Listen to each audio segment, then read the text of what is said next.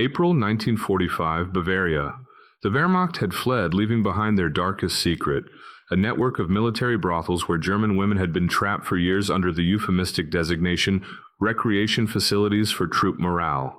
When American tanks rolled through the smoke-filled streets of small Bavarian towns, 23-year-old Greta Weber instinctively stepped in front of the younger women, the same protective stance she'd held since she was forcibly conscripted at age 19.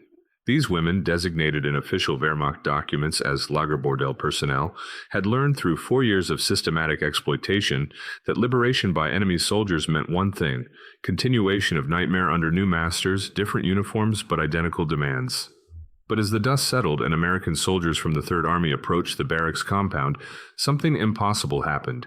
Instead of the immediate seizure they had been conditioned to expect, the soldiers maintained distance.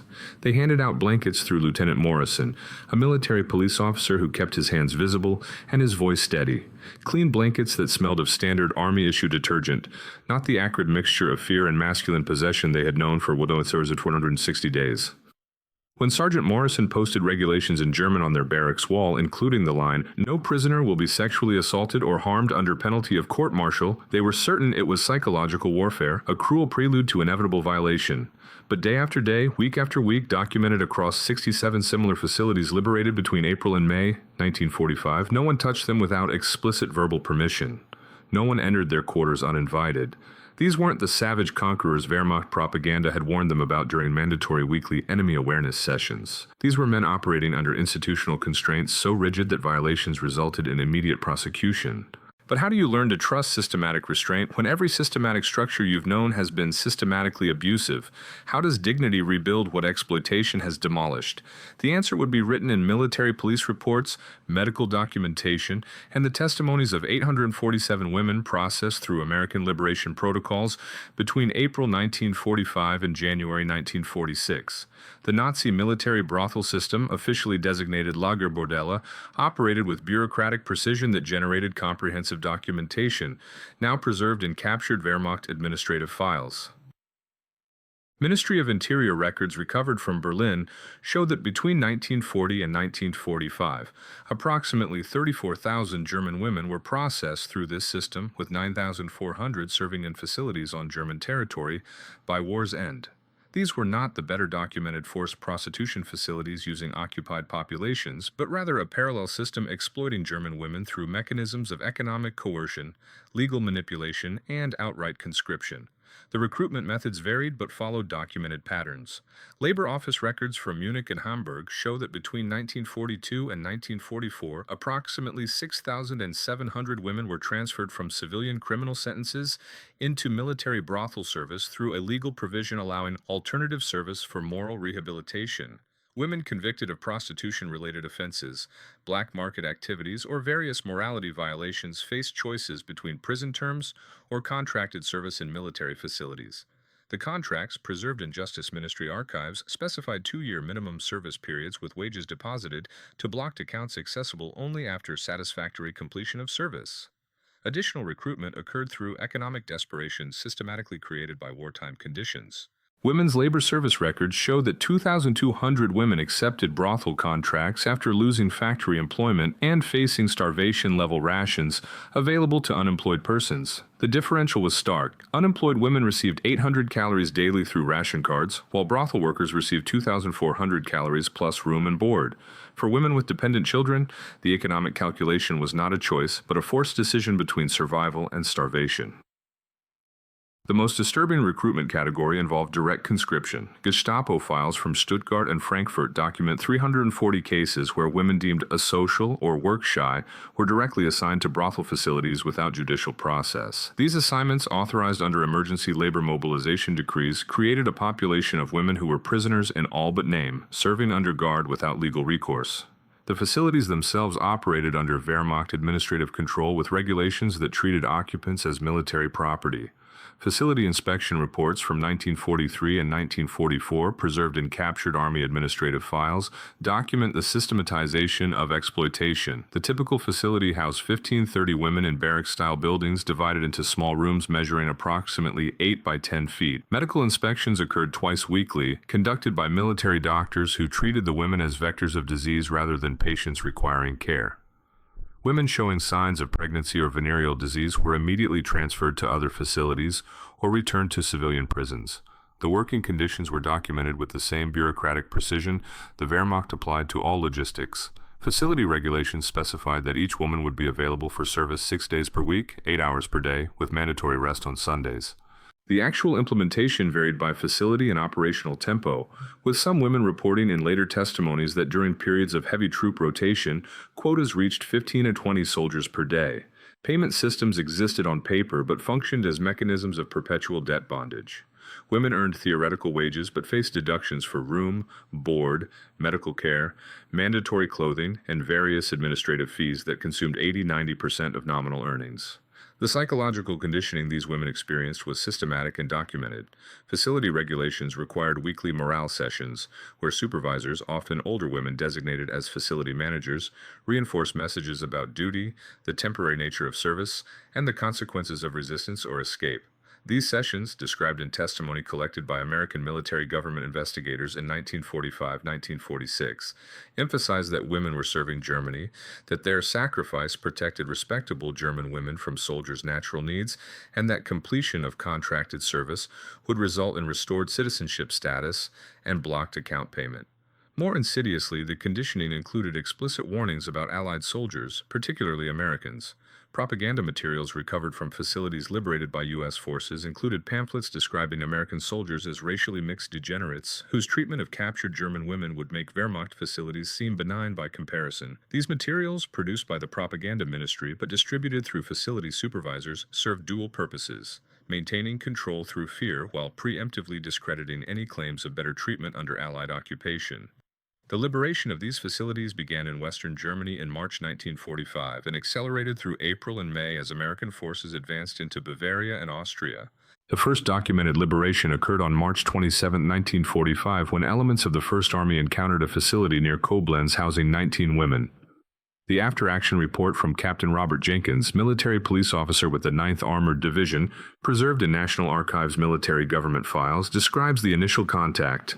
Approached building identified through French POW intelligence as Wehrmacht brothel facility. Announced presence in German before entering. Encountered 19 women in various states of distress, several attempting to flee through rear exits, immediately secured perimeter, and requested female personnel from Civil Affairs Detachment. Women exhibited extreme fear responses, cowering, verbal pleading, one attempted self-harm. Required 4 hours before situation stabilized sufficiently for processing. This pattern repeated across 67 documented liberations over the following 2 months. The consistency of female responses, extreme fear, flight attempts, initial refusal to communicate, expectations of immediate violation, appeared in 89% of initial contact reports filed by liberating units. The consistency suggested not individual trauma responses but systematically conditioned expectations created through years of exploitation, combined with targeted propaganda about Allied behavior. The American military response to these liberations followed protocols that had evolved through earlier encounters with various categories of displaced and exploited persons. General Eisenhower's headquarters issued specific guidance on April 3, 1945, through Schaff Civil Affairs Division, designated as Technical Instruction 47, Processing of German Female Personnel for Military Recreation Facilities. This 9-page directive established procedures that would govern American handling of this population through the occupation period. The protocol specified immediate separation from male military personnel, with processing conducted exclusively by female civil affairs officers or Women's Army Corps personnel. Medical examination by female doctors would occur within 24 hours, treating physical conditions and documenting evidence of exploitation for potential war crimes investigations. Women would be housed in guarded facilities separate from Wehrmacht POW camps, with guards maintaining external perimeter security but not entering living areas except in medical emergencies. Daily caloric intake would match that provided to displaced persons, approximately 2,000 calories, significantly above the POWs 100 calories available to general German civilian population under occupation rationing. Most significantly, the directive specified that these women would be classified as exploited persons rather than POWs or criminals, a designation that carried specific implications. They would not face prosecution for prostitution or collaboration. They would receive priority access to rehabilitation programs and employment assistance. Their blocked accounts, if documented, would be released to them through military government banking procedures. The directive's language reflected clear policy intent. These women were victims of the Nazi system, not perpetrators, and would be treated accordingly. Implementation of these protocols created the documented encounters that would fundamentally challenge the women's conditioned expectations. At the facility near Munich, liberated April 28, 1945, 31 women encountered this systematic dignity for the first time. Lieutenant Sarah Henderson, WAC officer assigned to the Military Government Detachment, filed a detailed report preserved in the Army Civil Affairs Division archives. Her account provides insight into the psychological dynamics. Women initially refused to leave barracks despite repeated assurances. Required 6 hours before Frau Weber, a parent informal leader, agreed to meet. She stated explicitly that she expected rape and wanted to spare younger women by volunteering herself first. When informed that no sexual contact would occur, that female personnel would conduct all processing, she stated this must be a lie because men with power always take what they want. Demonstrating actual procedures, showing her the all-female processing team, the separate housing facility, the written regulations with penalties for violations, required physical proof of every statement before trust began developing. The medical examinations revealed the physical toll of the brothel system, while simultaneously demonstrating American protocols that contradicted everything the women expected.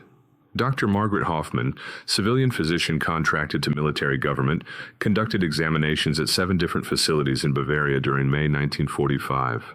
Her consolidated medical report, submitted June 15, 1945, documented conditions across 127 women examined.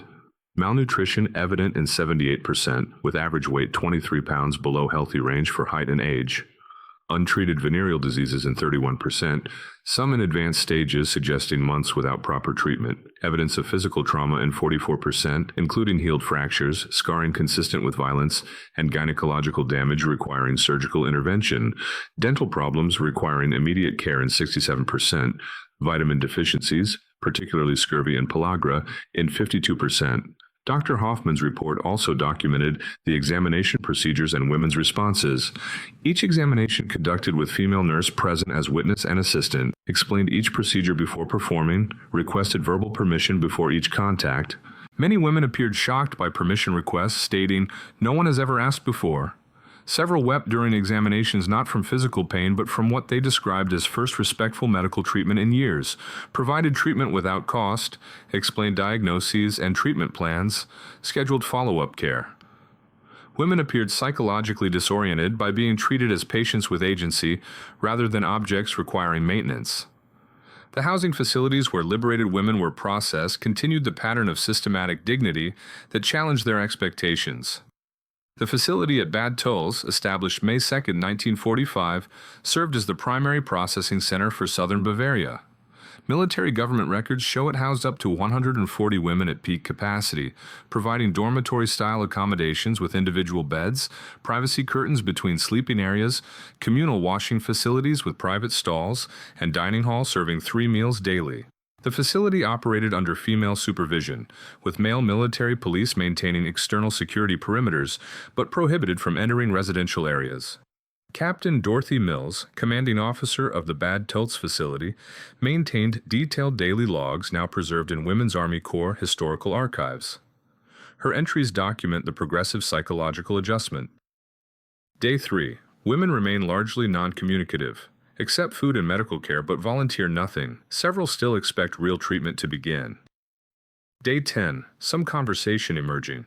Greta Weber asks why guards stay outside. Explains security versus control distinction. Guards protect them from external threats, not control them internally. She stated she does not understand this distinction, has never experienced it. Day 24. Significant shift. Women organizing their own internal schedules, requesting specific work assignments, asking about timeline for release or employment. Weber approached me asking if this treatment is real or will change. Assured her it is permanent policy. She replied, "Then everything we knew about America was lies."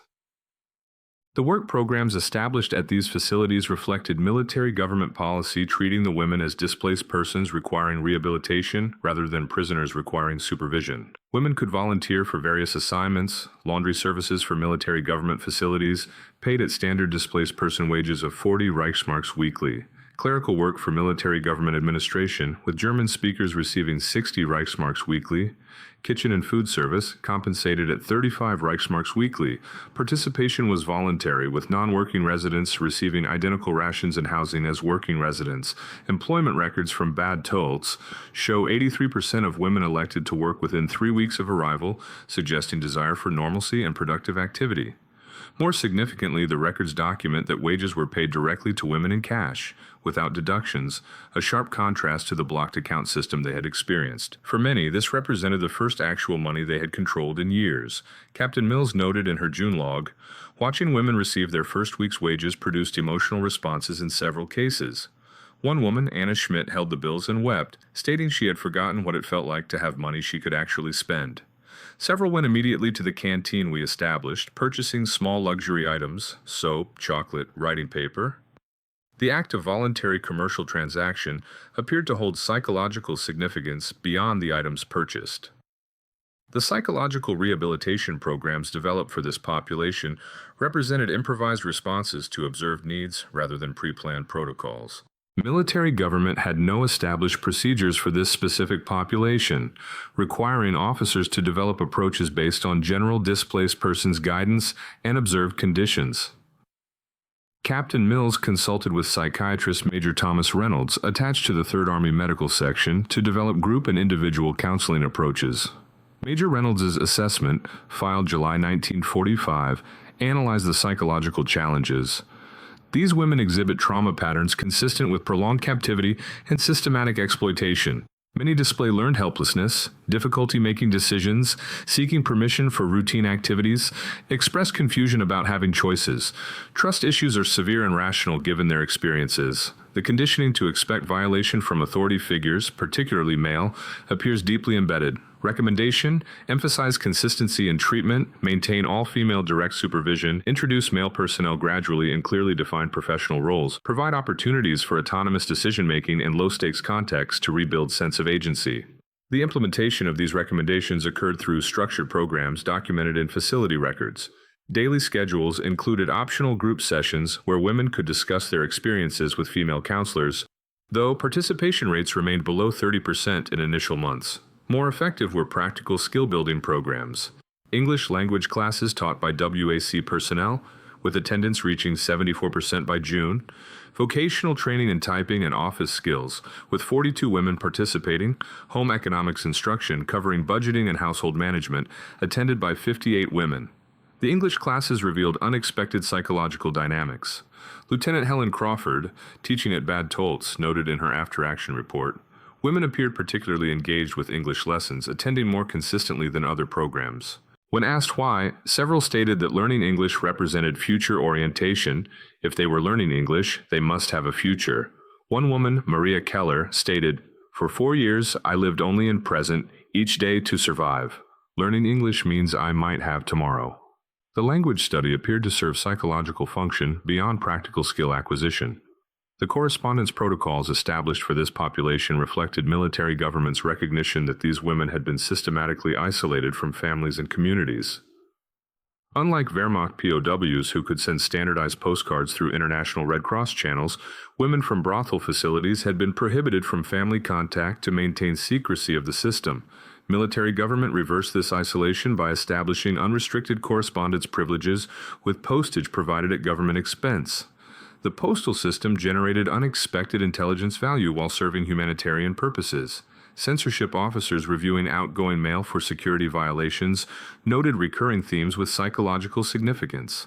A May 1945 analysis of 243 letters from Bad Tölz identified that 87% included statements about treatment quality, 76% specifically mentioned not being assaulted, 68% expressed disbelief about American behavior, and 43% explicitly questioned the truthfulness of Nazi propaganda they had believed. One letter from Greta Weber to her mother in Hamburg was preserved as representative. "Mother, I am alive and no one has hurt me. The Americans have rules they actually follow. They guard us but do not touch us. We have food, medical care, beds with clean sheets. Women soldiers supervise us, and men stay away unless we request something. I worked in that place for 4 years believing I was protecting you and other respectable women from what soldiers naturally do. But these American soldiers do nothing unless given permission. If this is true, if men can control themselves through discipline and rules, then everything we were told about necessity was a lie. They made us believe our exploitation was inevitable, that all armies need this. But here is an army that doesn't. I am so angry I can barely write, but I am also safe for the first time in 1,460 days. The family responses to these letters created ripple effects through German civilian populations documented by military government civil affairs officers. Captain William Stevens, serving in Hamburg's military government detachment, noted in his July 1945 report, local civilians increasingly reference letters from women in bad tolts and similar facilities. The testimony about American treatment appears to affect attitudes toward occupation authority. One Hamburg resident stated, "If Americans treat even those women with decency, perhaps we need not fear them." The letters function as authentic testimonials, more persuasive than official information programs. The question of what would happen after initial processing confronted military government planners by June 1945. These women could not remain indefinitely in supervised facilities, but returning them to communities without support risked destitution or exploitation by emergent black markets. Military government developed reintegration protocols documented in Civil Affairs Division files. The protocols emphasize voluntary participation and informed choice. Women would receive information about conditions in their home communities, assistance in locating surviving family members through Red Cross tracing services, priority access to employment in military government or UNRWA operations if qualified, and financial assistance of 200 Reichsmarks upon departure to support initial reestablishment.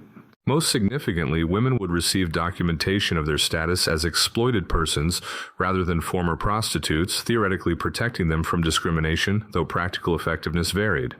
The reintegration process began in July 1945 and extended through December. Records show varied outcomes reflecting individual circumstances.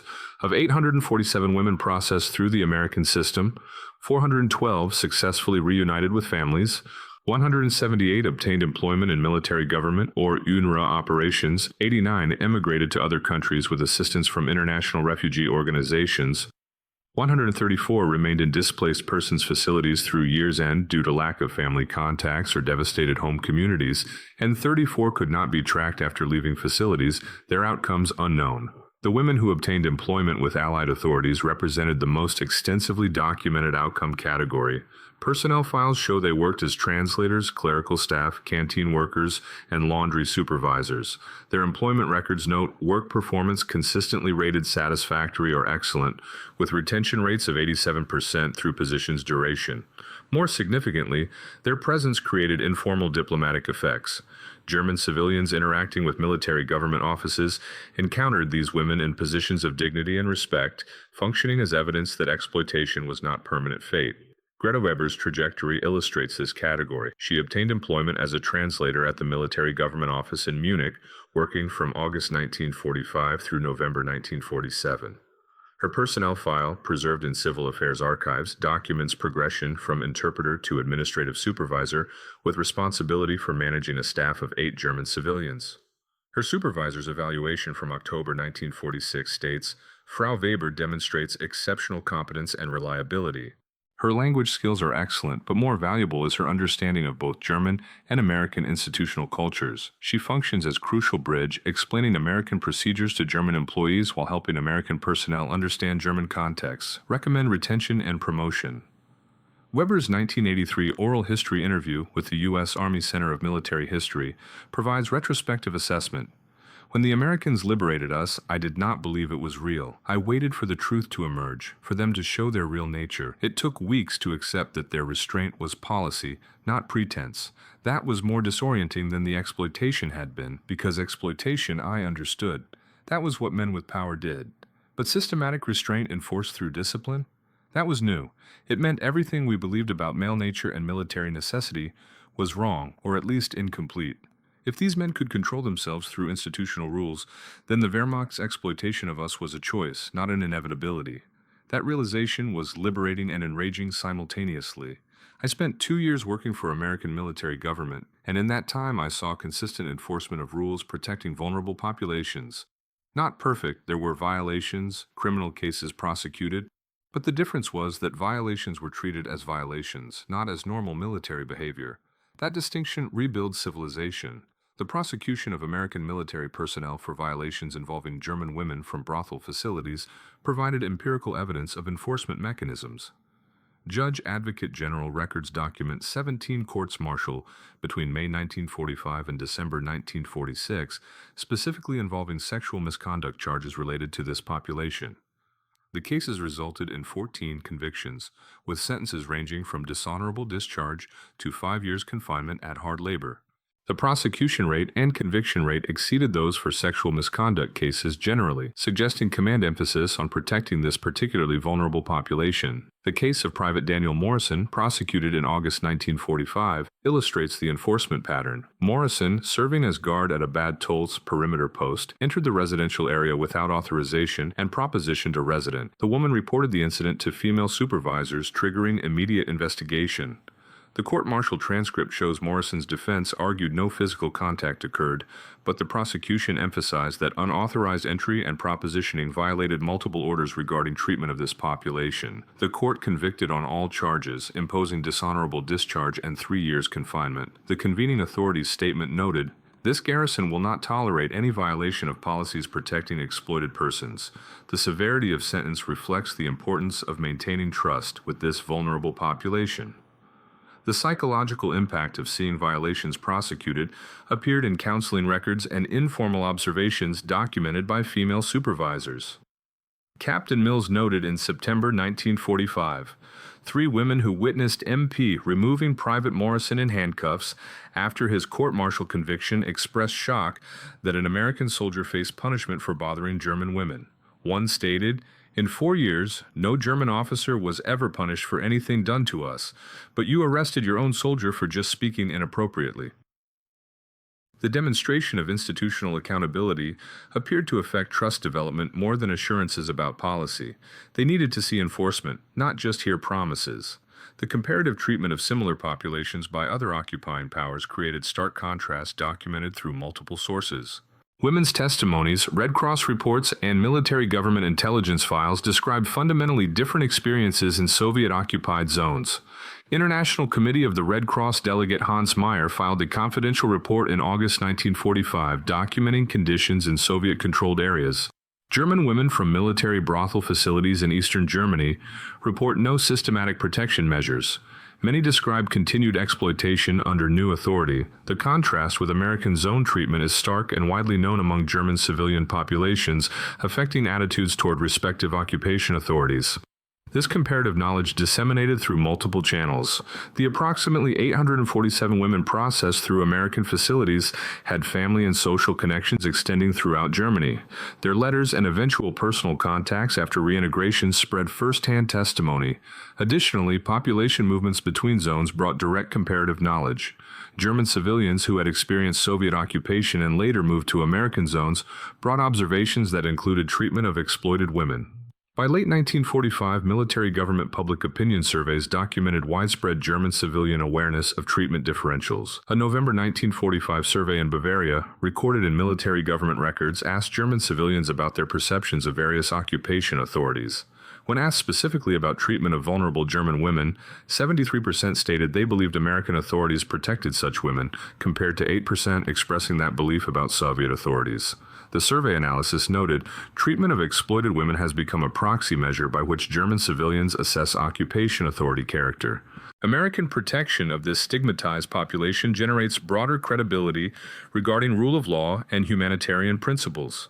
The policy implications of this program extended beyond immediate occupation into longer-term reconstruction and Cold War dynamics. As American and Soviet occupation zones hardened into separate German states by 1947-1949, the competing systems' treatment of vulnerable populations became part of ideological competition. The American treatment of brothel system survivors, documented through women's testimonies and Red Cross reports, functioned as evidence of Western humanitarian values versus Soviet exploitation. State Department analyses from 1948-1950, preserved in diplomatic archives, explicitly reference the brothel liberation program. A February 1949 policy paper stated, "The American military's treatment of German women from Wehrmacht brothel facilities represents tangible demonstration of democratic values in practice." These women, stigmatized and exploited by Nazi system, received protection and rehabilitation rather than continued exploitation. Their testimonies, widely known in German populations, contribute to Western zone populations' resistance to communist narratives about capitalist immorality. Recommendation: continue emphasizing this program in information operations targeting Soviet zone populations. The academic study of this program began in the 1970s as archives became accessible and oral history interviews could be conducted with aging survivors. Dr. Sarah Mitchell's 1979 dissertation, From Exploitation to Liberation, Wehrmacht Brothel System Survivors in American Custody 1945-1946, analyzed 214 cases using military government records and 47 oral history interviews. Mitchell's research documented the psychological trajectory from conditioned fear through disorientation at contradictory treatment to eventual trust development.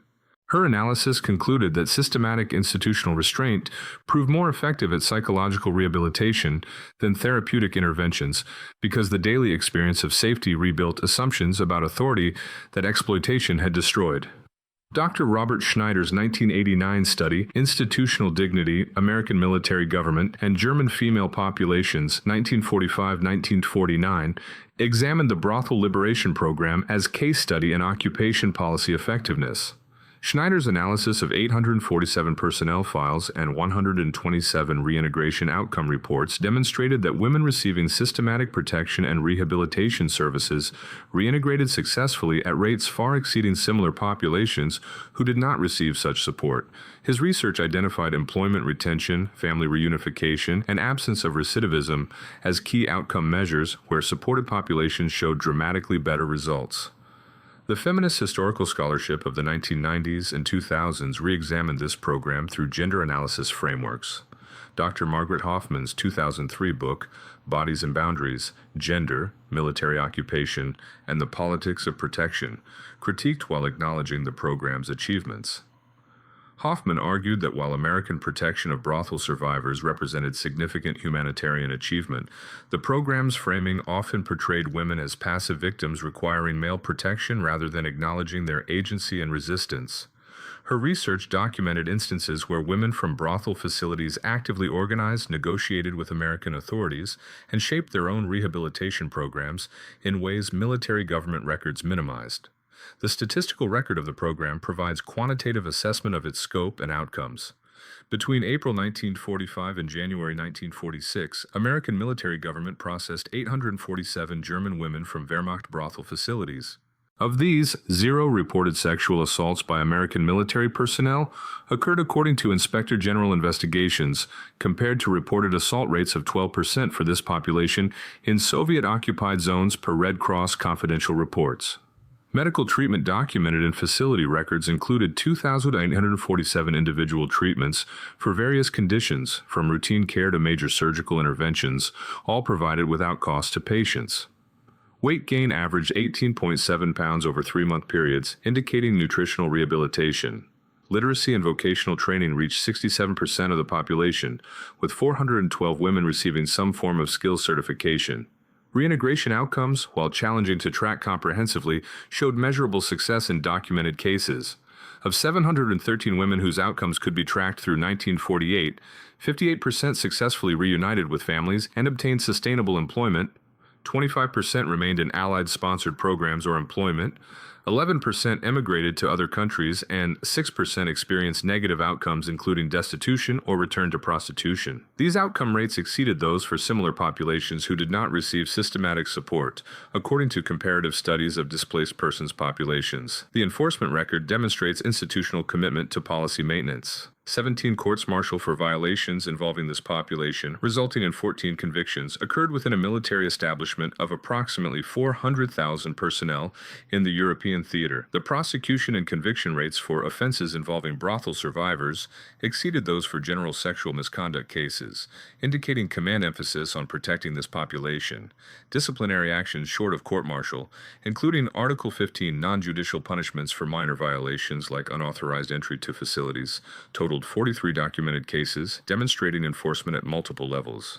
The program's influence on military doctrine development extended through subsequent conflicts. Department of Defense Directive 5200.15 Issued in 1952 and governing treatment of exploited civilian populations in occupied territories, incorporated language directly derived from the Wehrmacht brothel liberation protocols. The directive specified that civilian populations subjected to sexual exploitation by enemy forces would receive protected status, would be segregated from general displaced persons processing, would receive priority medical and psychological care, and would be protected from retaliation or stigmatization. These provisions appeared in every subsequent revision through the 1991 version applicable during Gulf War operations and the 2001 version used in Afghanistan and Iraq. The long-term impact on individual survivors varied widely, but included remarkable trajectories of recovery and achievement. Greta Weber, whose experience opened this account, worked for American military government until 1947, then established a translation service in Munich that operated until her retirement in 1978. She married in 1949, had 3 children, and lived until 2002. Her 1983 oral history interview concluded, "The Americans gave me back my belief that institutional structures could protect rather than exploit. That civilization meant rules enforced even against the powerful. I spent 4 years learning that power takes what it wants. I spent 2 years learning that power, properly constrained, can protect what is vulnerable. That education rebuilt my capacity to participate in society, to trust enough to form family, to believe that rules matter. Without that education, delivered through daily demonstration rather than words, I would have remained psychologically captive even after physical liberation." The documentation of this program provides historians with comprehensive evidence of occupation policy translating humanitarian principles into systematic practice. The combination of clear protocols, consistent enforcement, female supervision, medical support, and rehabilitation programming created conditions where women conditioned to expect continued exploitation experienced sustained protection. The cognitive dissonance this generated, the gap between Nazi conditioning and American behavior, proved more effective at undermining totalitarian ideology than any information campaign could achieve. The legacy extends beyond the 847 individuals directly affected to encompass broader impacts on German civilian population's assessment of American occupation, Cold War propaganda dynamics, military doctrine evolution, and demonstration that humanitarian treatment of enemy populations serves strategic interests. The program represents a case study in how institutional behavior, rather than public messaging, shapes population attitudes. German civilians assessed American character not through official pronouncements but through treatment of society's most vulnerable members. The women who expected continuation of exploitation under new masters instead encountered systematic institutional restraint maintained through discipline rather than benevolence, through enforceable policy rather than individual kindness. That encounter challenged fundamental assumptions about power, gender, military necessity, and national character. The ripple effects extended through families, communities, and eventually contributed to a broader German population's willingness to accept American occupation authority and later Western political alignment. Contemporary military planners studying counterinsurgency and stability operations continue examining this program as model for population-centric approaches to occupation. The case demonstrates that protecting vulnerable populations builds legitimacy more effectively than coercive measures, that consistent enforcement of protective policies generates trust that propaganda cannot create, and that military forces can maintain both combat effectiveness and humanitarian standards when institutional culture prioritizes both. The 23-year-old woman who stepped protectively in front of younger women as American tanks approached in April 1945 embodied both the exploitation of the Nazi system and the resilience that survived it. What she encountered in the following months, systematic dignity enforced through military discipline, would reshape her understanding of power, authority, and human possibility. That transformation, replicated across hundreds of women and radiating through thousands of family members and community contacts, represents victory achieved not through violence, but through institutional character consistently demonstrated. The women who expected only to survive discovered they could rebuild, and that discovery began with American soldiers who had the strength to maintain boundaries when nothing prevented their violation except discipline, honor, and belief that how you treat the powerless defines who you are. Retry Claude can make mistakes. Please double-check responses.